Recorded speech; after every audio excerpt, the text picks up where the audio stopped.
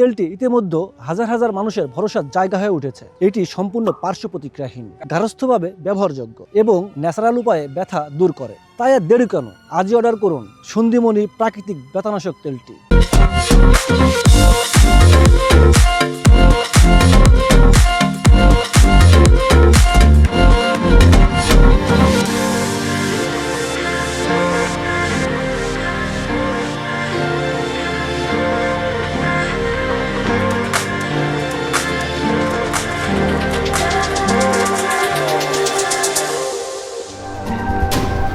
মানে কি কে আপনি?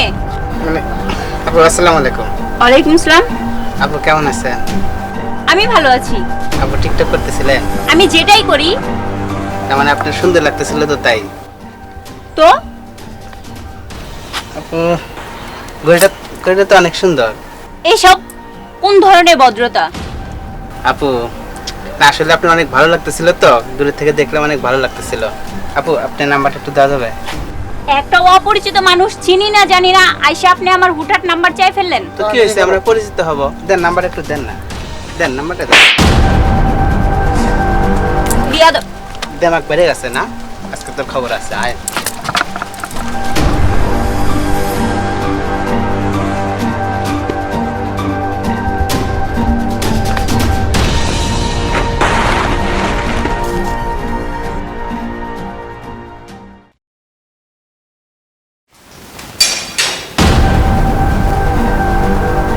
ভাইয়া ভাইয়া আপনি আমাকে বাঁচান ভাইয়া। আচ্ছা বোন, কি হচ্ছে আমি সব শুনবো, আগে তুমি একটু কন্ট্রোল হও, তারপরে আমি সবই শুনবো। তোমার সমস্যার সমাধান আমি করবো। এবার বলো কি সমস্যা? ভাইয়া ওইদিকে একটা ছেলে আমাকে খুব ডিস্টার্ব করতেছে। ওই আমাদের এই এলাকায় তো আমাদের কোনো কোলাহল নেই। কে? ভাইয়া এখনো ও ওইখানেই দাঁড়িয়ে আছে ভাইয়া। ওই তোমার ছোটো ভাই চলে এসেছে, আমি ওকে বলে দিচ্ছি তোমার সমস্যার সমাধান করবে এবং তোমাকে নিয়ে যাবে। কি রে, তোর খোঁজই পাওয়া যায় না, কই থাকিস তুই? ভাইয়া আমি একটু ওই যে বাজারে দিয়ে গেছিলাম। বাজার দিন কিছু মানে সারাদিন তুই কই কই ঘুরে বেড়াস, বাসায় কীভাবে খোঁজ খবর রাখিস না?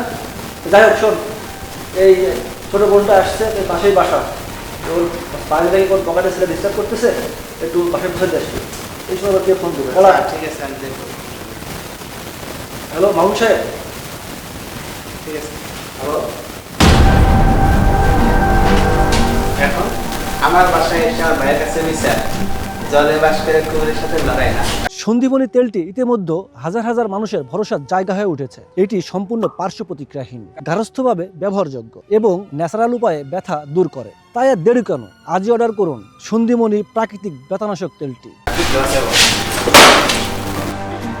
ছাড়েন, সরে যান বলতেছি।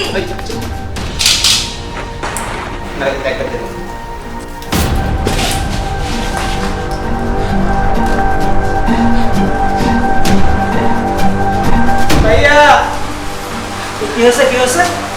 কি হয়েছে আপু, এটা আপনি কি করলেন? ওই আপু আমার পাশে আপু, এই মেয়েটা ভালো না। ভাইয়া আসলে থাক, আপনার আর বলতে হবে না, সব দোষ তোর। আমি সিসি ক্যামেরায় সব দেখেছি। তোর একটা শাস্তি হওয়ার দরকার ছিল, বুঝতে পারলি? এই তো আমি আগে আসিনি। আপু আমার ভুল হয়ে গিয়েছে, আমি ওর হয়ে ক্ষমা চাচ্ছি, আপনি আমার ক্ষমা করে দিন।